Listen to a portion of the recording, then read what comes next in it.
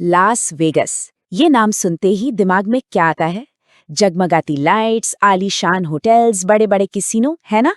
लेकिन इसी चमक दमक वाली दुनिया के ठीक नीचे एक बिल्कुल अलग, एक अंधेरी दुनिया भी है। एक ऐसी दुनिया जिसके बारे में बहुत कम लोग जानते हैं और जहां रहने वालों को मोल पीपल कहा जाता है। तो चलिए इन दो दुनियाओं का फर्क देखते हैं। ऊपर जमीन पर तो 15 अरब डॉलर की कसिनो इंडस्ट्री से बनी एक कह सकते हैं एक मायावी दुनिया है, और ठीक इसी के नीचे 200 मील तक फैली सुरंग है, और इन सुरंगों में रहते हैं करीब 1500 लोग। ये जगह उनके लिए घर तो है, पर साथ ही एक मौत का फंदा भी। अब सवाल ये है कि ये सुरंगें हैं क्यों? असल में ये बनाई गई थी शहर को अचानक आने वाली बाढ़ से बचाने के लिए, लेकिन धीरे धीरे वक्त के साथ ये एक ऐसे समुदाय के लिए पनाहगाह बन गई जिसे कोई नहीं देख पाता। मतलब जमीन से कई मंजिल नीचे एक ऐसी सच्चाई छिपी है जिसका ऊपर की दुनिया को शायद ही कोई अंदाजा हो। और ये संख्या देखिए, 1500। एक अंदाजा है कि करीब 1500 लोगों ने इसी अंधेरी इंसानों की बनाई दुनिया में अपना घर बसा लिया है। और बात तो यहाँ तक है कि कुछ लोग तो इसी अंधेरे में पैदा हुए हैं। सोचिए, उन्होंने कभी सूरज की रोशनी देखी ही नहीं। पर यहाँ एक अजीब सी, एक भयानक विडंबना है। वो ये कि जिस मकसद से इन सुरंगों को बनाया गया था, वही मकसद यहाँ रहने वालों के लिए सबसे बड़ा खतरा बन गया है। ये जो पनाहगाह दिखती है ना, असल में ये एक टिक टिक करता हुआ टाइम बॉम्ब है। और पता है सबसे डरावनी बात क्या है? ये कि खतरा कितनी तेजी से आता है। देखिए, वेगास से मीलों दूर पहाड़ों में बारिश होती है। अब वेगास की जमीन काफी सख्त है, तो वो पानी सोख नहीं पाती, और नतीजा वो सारा का सारा पानी सीधा इन सुरंगों में घुस जाता है और बस कुछ ही मिनटों में सब कुछ तबाह कर सकता है। वहां रहने वाले एक शख्स की बात सुनिए। वो बताते हैं कि पानी को 8 फीट ऊपर आने में सिर्फ 10 मिनट लगते हैं, सिर्फ 10 मिनट। और कोई वार्निंग सिस्टम, कोई अलार्म, कुछ नहीं है। बस एक ही चेतावनी है, पानी के आने की गड़गड़ाहट। और जब तक वो आवाज सुनाई देती है, अक्सर बहुत देर हो चुकी होती है। और इस खतरे की असली कीमत क्या है? वो इंसानी जान है। एक और वाकया सुनिए। कुछ साल पहले जब ऐसी ही एक बाढ़ आई, तो एक शख्स ने अपने दो सबसे अच्छे दोस्तों को हमेशा के लिए खो दिया। तो सवाल ये है कि इस लगातार बाढ़ के डर और घने अंधेरे के बीच जिंदगी चलती कैसे है? लोग जीते कैसे हैं?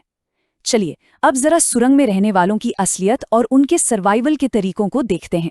सोचिए जरा, सबसे बड़ा सवाल तो यही है ना? एक ऐसी जगह जहां सूरज की रोशनी तक नहीं पहुंचती, वहां कोई अपना खाना, पानी और रहने के लिए एक घर जैसी जगह आखिर बनाता कैसे होगा? यहाँ जिंदा रहने का मतलब है हर रोज जुगाड़ करना, जैसे कसीनो के बाहर कूड़ेदान से फेंका हुआ खाना निकालना, कबाड़ और तांबा ढूंढकर बेचना, पानी के लिए फायर हाइड्रेंट का सहारा लेना, आने जाने के लिए चोरी की साइकिलें ही उनका सबसे बड़ा साधन है। और तो और हैंड सैनिटाइजर, उसे जलाकर खाना पकाया जाता है। यहाँ 6 साल से रह रहे टोनी बताते हैं कि एक वक्त था जब यहाँ लोग एक दूसरे का सहारा थे, एक कम्युनिटी वाली फीलिंग थी। लेकिन अब वो बात नहीं रही। अब यहाँ सिर्फ दबंग लोग हैं, बुलीज हैं। मतलब भरोसे की जगह अब डरने ले ली है। और सिर्फ फिजिकली नहीं, मेंटल हेल्थ पर भी इसका बहुत बुरा असर पड़ता है। लगातार अंधेरे में रहने से लोगों का व्यवहार बदलने लगता है। उनमें एक तरह का पैरानोया, मतलब एक वहम सा घर कर जाता है। यहाँ तक कि एक अजीब बात कही जाती है कि जो लोग सालों साल बाहर नहीं निकलते, उनकी स्किन का रंग ग्रे यानी सलेटी होने लगता है। तो मतलब साफ है, खतरा सिर्फ बाढ़ या अंधेरे से नहीं है। कई बार तो सबसे बड़ा खतरा दूसरे इंसान ही बन जाते हैं, वही लोग जो उसी अंधेरे में उनके साथ रहते हैं। और ये समझना बहुत जरूरी है कि ये एक तरह से नो मैन्स लैंड है, कानून के बाहर की जगह। पुलिस यहाँ नहीं आती क्योंकि उनके रेडियो तक काम नहीं करते। तो फिर जड़े कैसे सुलझते हैं? यहाँ का अपना एक अनलिखा कानून है, और वो अक्सर बहुत हिंसक होता है। और यहाँ की हिंसा वो सच में दिल दहला देने वाली है। जरा देखिए, अपने इलाके को लेकर झगड़ा होता है तो मचीट से हमला हो जाता है और जवाब में मोलोटोव कॉकटेल फेंका जाता है। एक मामूली साइकिल चोरी हो जाए तो उसकी कीमत सिर पर 11 टांके हो सकती हैं। लोगों ने अपनी आंखों के सामने परिवार के झगड़ों में गोलियां चलते और हत्या होते तक देखी हैं। तो फिर ये सब सुनकर एक सवाल तो मन में आता ही है कि आखिर इतने खतरों के बावजूद लोग ये जगह छोड़कर चले क्यों नहीं जाते।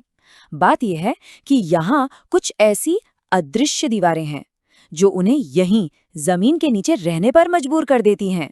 और इन दीवारों में सबसे बड़ी है आईडी की रुकावट, यानी आइडेंटिटी कार्ड। सोचिए, बिना किसी सरकारी पहचान पत्र के कोई भी इंसान इस सिस्टम के लिए जैसे कि है ही नहीं। वो समाज से एक तरह से पूरी तरह कट चुका होता है। इसका असर क्या होता है? बिना आईडी के ना तो कोई नौकरी मिल सकती है, ना ही कोई किराए पर घर दे सकता है, किसी भी सरकारी मदद के हकदार नहीं, बैंक अकाउंट तक नहीं खोल सकते। उल्टा, अगर बिना पहचान के पकड़े गए तो ट्रेसपासिंग के जुर्म में जेल हो सकती है। पर यह सिर्फ एक कागज की बात नहीं है, उससे कहीं ज्यादा गहरी है।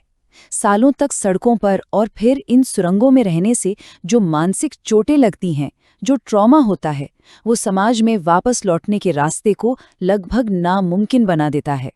और आखिर में वहां रहने वाले एक शख्स की कही एक बात जो सोचने पर मजबूर कर देती है। वो कहते हैं, हर कोई बेघर होने से बस 2 सैलरी दूर है। और ये बात शायद हमें याद दिलाती है कि जमीन के ऊपर की चमक दमक वाली दुनिया और नीचे की अंधेरी दुनिया के बीच का फासला शायद उतना बड़ा नहीं है जितना हमें लगता है।